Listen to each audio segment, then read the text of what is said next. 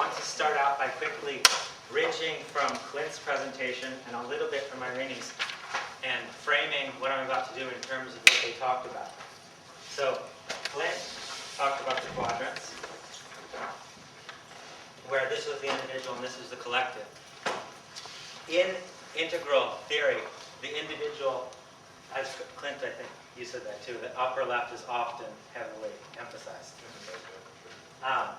So I started to become interested in what does development look like from the lower quadrant perspectives, because we're always, or I was always looking at what's my development, what's your development, how do I get more developed, these sorts of silly, immature questions.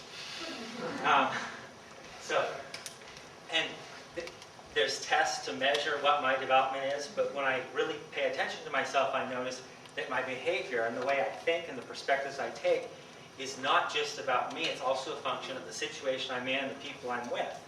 For example, we come here, this is our first day together, it's a certain type of conditions that we're under. And so I took, using this metaphor of fields from physics, it's like a magnetic field that aligns things in a certain way. And so the basic idea of this whole presentation is that we're looking at development. How do groups develop? You could say in the lower left, if we use this metaphor of field or if we use Irene's, talking about the different energies, one way to see what we're about to do is there's 4 different successively emerging energies in groups. 4 different ways of feeling in the group and behaving in the group in the lower left. And of course, there's also the corresponding behaviors in the lower right. So here we have the quadrants from Clint's. This is one line. Like before Clint drew the psychograph with, say, the spiritual line and the moral line and the cognitive line, and then we had the kinesthetic line, which is maybe better represented in the upper right. This is looking at a lower quadrant line of, I don't know what I'd call a line. You could call it conversations, you could call it how people work together. So the development of that line, how we are, our collective way of being, you could call this is the collective way of being line, and this is the corresponding behaviors. These are just the same thing, but from different perspectives. This is the inner perspective, and this is the outer perspective of it. Is it like being more effective or more together?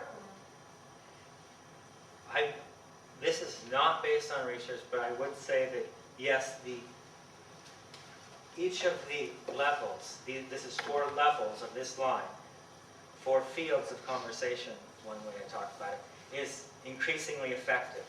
It's also increasingly authentic, or deeper levels of authenticity and integrity, as we'll see. Is there any questions at this point? The basic idea of what we're doing doesn't make sense. Are you talking about successful development? It's not necessarily that this happens. I mean, when you say groups get more authentic, well, that's not necessarily the case. Absolutely. This is I think almost no groups ever reach the 4th level.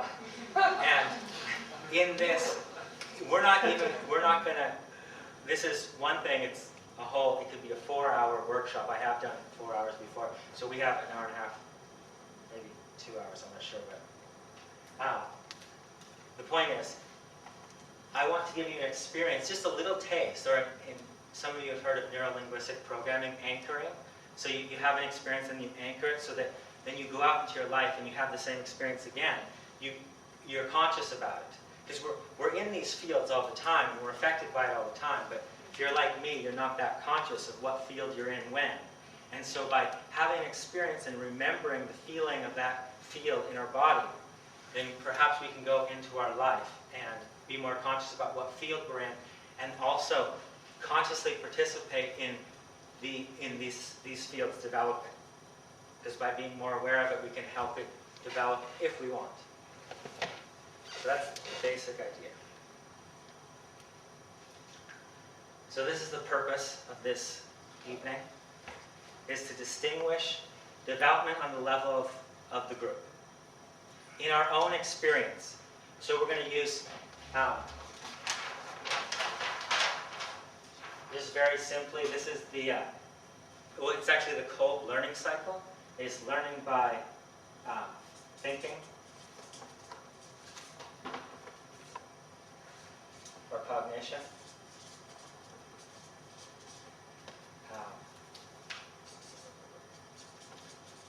Acting or doing.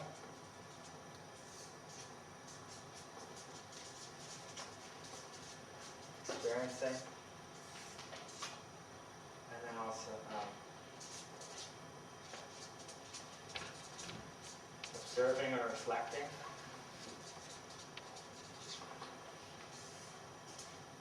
So to me, if this is going to be integral, we have to, this is the learning cycle, we have to do learning all these ways. So what we're doing tonight is going to be learning through cognition by thinking about it. I'll give you a little bit of theory, and then we're going to do some actions. We're going to also experience other people doing those actions to us, and then switch roles, and then we'll reflect on our experience, and then we'll go back to thinking. So here's the basic intended results. First is just have, right here, to have the basic cognitive understanding of each of these four fields. Second is to have experienced the first three of the fields, as I've already said, so that we know when we're in them.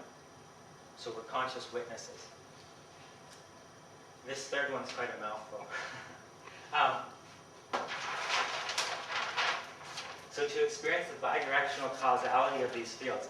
And really what I'm just trying to say there is that these fields affect us and we affect them. So in the quadrants, this is a little bit misusing the quadrants, but there's lots of ways of understanding all of integral theory. Because, for example, each of the levels of development has a different way of thinking about it.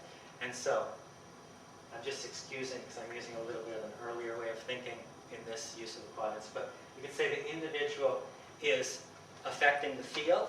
Like, we can consciously help the field grow in certain directions. And then also the field is really affecting us. Like, oftentimes what we're thinking and how we're feeling, we think it's something about us. But perhaps it's just a function of the field that we're in. We take it personally that I feel awkward, or think about all the things you felt today. And so how much of that was you? This is our first day together. And how much of it is just a quality of the field that we just entered together? And of course it's both. And so which is to say? That's not an inaccurate use of the quadrants. That's actually just one point. Yeah. That's the nature of the tetra-arising, the co-arising of the upper left and lower left. And the only other thing that distinguishing is, it's the interpenetration of gross and subtle. When gross and subtle are open as states, giving out phenomena, that's what the co-arising of the upper left and lower left look like. That's not wrong, or both at all. Yeah. Okay. Just Yeah. you're looking at me, I wanted to say. You're not bad. I know I'm not bad. I just know that I have taken quite some liberty. I don't hang out with Ken, and so I developed my own integral theory, and it's not Well, you're intuitive. kosher. Yeah. So the basic idea is that the individual affects the group, and the group affects the individual.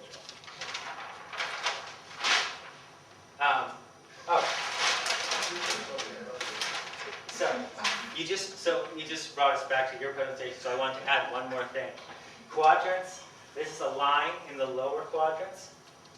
Everything is in all quadrants, so it's also in this, it is also represented up here in your way of thinking and feeling and in your way of behaving.